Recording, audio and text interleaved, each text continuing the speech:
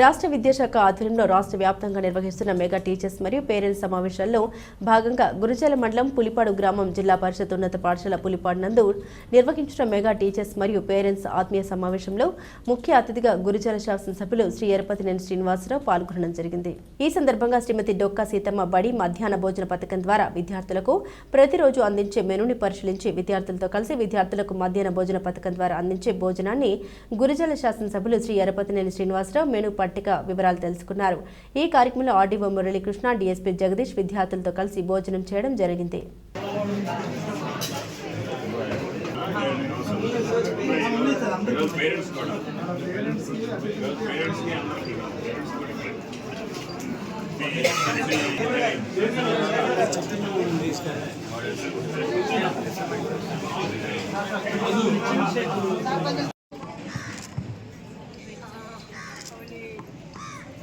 మరి ఎలాంటి qualified teachers అయితే మీ పిల్లలకి విద్య అందిస్తున్నాం కాబట్టి విద్యార్థుల్ని బాగా రాష్ట్ర వ్యాప్తంగా కూడా ఈ మీటింగ్స్ కూడా mega parents and teachers meetings కూడా జరుగుతూ ఉన్నాయి.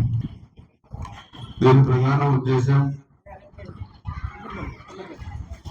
స్కూల్లో పిల్లలు ఏ విధంగా చదువుకుంటున్నారు, అదేవిధంగా స్కూల్లో సౌకర్యాలు ప్రభుత్వం కల్పించిన సౌకర్యాలు ఏ విధంగా ఉన్నాయి, ఇక్కడే ఈ స్కూల్లో చదువుకొని ఈ ప్రాంతంలో చదువుకొని కొన్ని వందల మంది దేశ విదేశాల్లో ఉద్యోగాలు చేస్తూ ఉన్నారు, వ్యాపారాలు చేస్తూ ఉన్నారు, మంచి స్థాయిలో కూడా ఎదిగారు. సో అందుకనే ఇక్కడ ఇప్పుడు హెచ్ఎం గారు చెప్పారు, గతంలో కన్నా ఇప్పుడు తప్పించి ఇవన్నీ కూడా చేస్తున్నారు. అదేవిధంగా 10th క్లాస్ స్టూడెంట్స్ కూడా 67 మంది ఉన్నారు. మధ్యలో ఎగ్జామ్స్ ఉన్నాయి. ముఖ్యంగా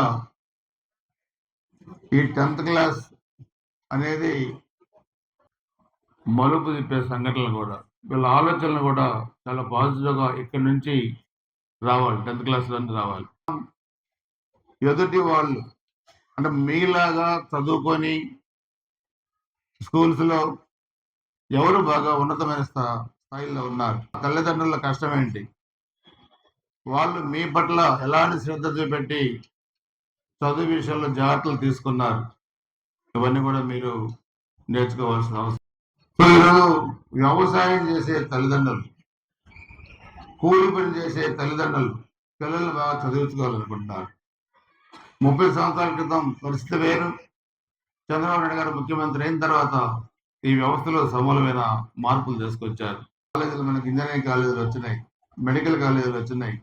ఇక్కడే గతంలో మన బెంగళూరు, చెన్నై వాళ్ళం ఇక్కడే చదువుకొని ఉద్యోగాలు కూడా మంచి మంచి జాబ్స్లో స్థిరపడ్డారు. చూస్తే వైజాగ్లో 14 లక్షల కోట్ల పెట్టుబడులు వచ్చినాయి, జాబులు వస్తాయి. కానీ జాబ్స్ రావాలంటే మీరు బాగా చదువుకోవాలి. చదువుకోవాలంటే అందరం కూడా గ్రామాల్లో వ్యవసాయ కుటుంబంలో ఉన్నాం. గారు చెప్పినట్టు కళలు కనండి, ఆ కళల్ని సాకారం చేసుకోవడానికి కష్టపడండి. ముఖ్యంగా 10th క్లాస్ మీ అందరికీ, మీ హెచ్ఎం గారు మీ అందరికీ చెప్తా ఉన్నాను, మోటివేషన్ క్లాసెస్ ప్రతిరోజు మీరు చెప్పాలి. 10th క్లాస్ స్టూడెంట్స్ చాలా ఈ ఏజ్ మనకి చాలా ఇంపార్టెంట్. ఇది అందరం కూడా చాలా పెద్ద స్థాయికి తీసుకొస్తే ఆయన జీతం నెలకి సంవత్సరానికి 1200 కోట్లు. అనేక మంది మన ముఖ్యమంత్రి గారు ఉన్నారు, చిన్న పల్లెటూరు నారావారిపల్లె, చిన్న వ్యవసాయ కుటుంబం, ఏ స్థాయికి వచ్చారు. డిప్యూటీ సీఎం గారు ఉన్నారు, పవన్ కళ్యాణ్ గారు. నిన్న డిడిఓ ఆఫీసు మీటింగ్లో ఇనాగరేషన్లో ఆయన స్పీచ్ నేను విన్నాను. మా తండ్రి ఒక కానిస్టేబుల్ ఎక్సైజ్ డిపార్ట్మెంట్లో పనిచేశారు, ఆయన ఇక్కడ మన గురిజాల్లో కూడా పనిచేశారు. ఆ కుటుంబం ఏ స్థాయిలో ఉంది. పెద్దవాళ్ళ జీవితాలను మీరు ఆదర్శంగా తీసుకొని అలా మీరు ఎదగటానికి మీరు కష్టపడాలని చెప్పి కూడా మీకు తెలియజేస్తున్నాను. కష్టపడిన తర్వాత పై స్థాయికి వచ్చిన తర్వాత మిమ్మల్ని మీకు జన్మనిచ్చిన తల్లిదండ్రులు, మీరు ఈ స్థాయికి రావడానికి కారణమైన తల్లిదండ్రులు, మీరు పెద్దవాళ్ళ తర్వాత నేను చాలా చూశాను నా 32 సంవత్సరాల రాజకీయ చరిత్రలో. మీరు మంచి స్థాయికి అయిన తర్వాత కొంతమంది తల్లిదండ్రులను పరిచయం చేయడానికి ఇష్టపడరు.